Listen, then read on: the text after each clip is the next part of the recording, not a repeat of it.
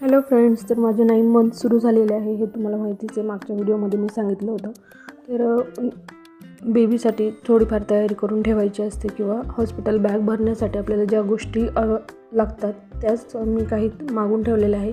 आपल्याकडे काही तयारी वगैरे करत नाही, पण वैदेहीच्या अनुभवावरून मी थोडीशी आता तयारी करायला घेतलेली आहे.